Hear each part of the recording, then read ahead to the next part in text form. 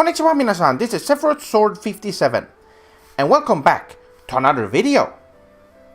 Now, as you all noticed, there's been this interesting trend going on all over the internet. There has been these tier lists that have been popping up all over social media, and even a bunch of YouTubers have jumped in on the action and made videos about it. So I thought that I would give you my own take on these tier lists. Now, a bunch of these tier lists have all been about fast food restaurants or whatever, but I will not be doing that. Two reasons. First off, I have never had access to this great amount of fast food restaurants that you see on these lists. The only fast food restaurants I've been eating at are McDonald's, Burger King, and Subway. That is it. So making a list about that would just be a waste of time. And second, I don't eat fast food. Fast food is awful for you, and it tastes like garbage. You are just destroying your bodies by eating this awful, disgusting food when you could be eating nutritious, homemade food. Or if you're gonna have to eat out, why not just go to a restaurant?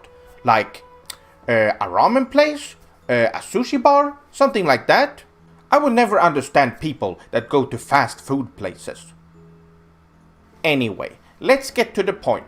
What is my tier list gonna be about? Well, video game controllers! Now, let's start off this list by doing the right thing.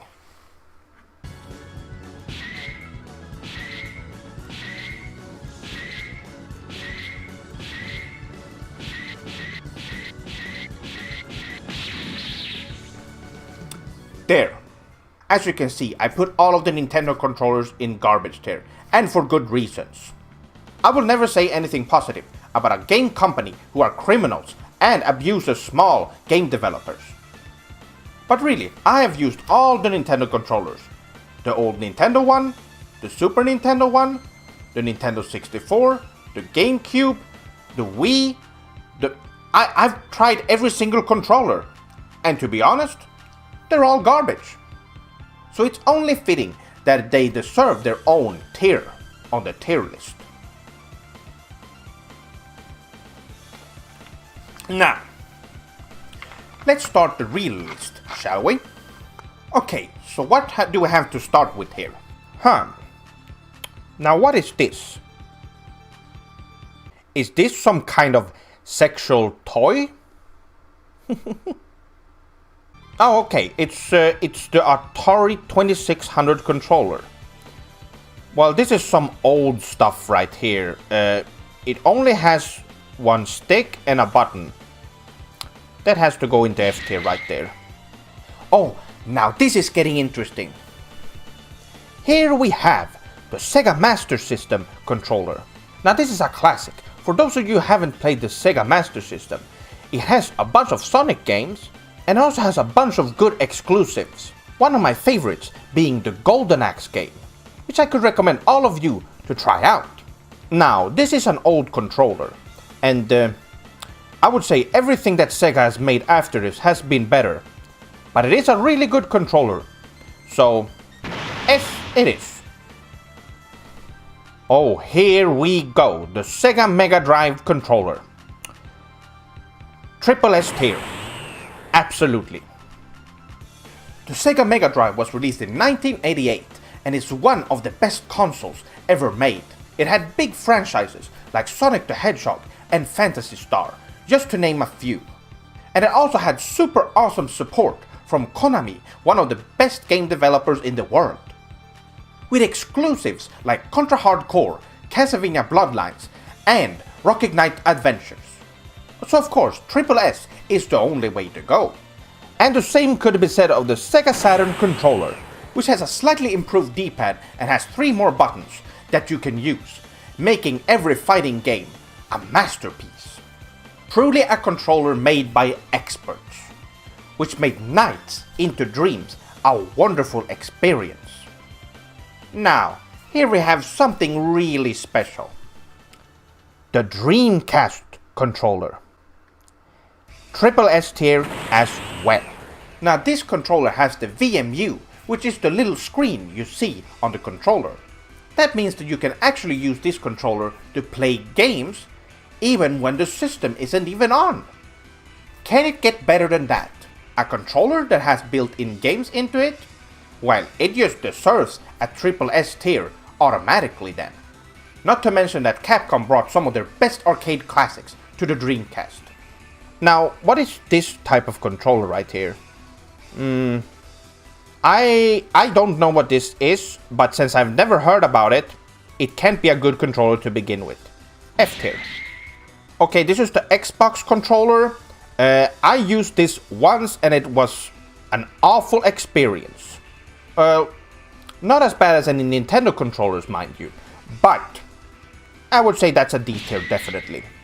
I would never go back to using that controller ever again. Xbox 360, same story, D tier. Xbox One controller, now while there are some improvements to this one, it's still an Xbox controller and the improvements are not good enough. It still deserves a D tier. Okay, so now we're getting into PlayStation territory. Now this is interesting.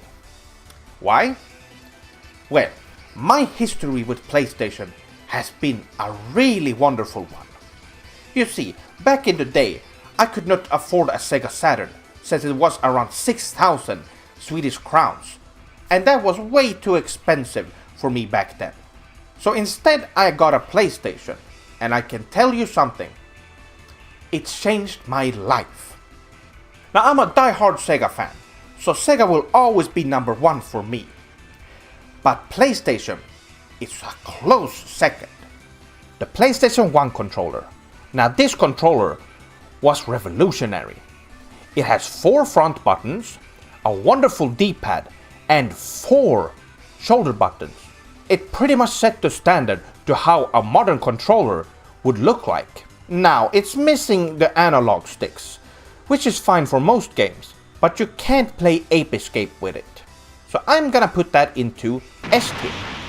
Now if the DualShock was here on this list, that would be a different story. Now next up we have the PlayStation 2 controller.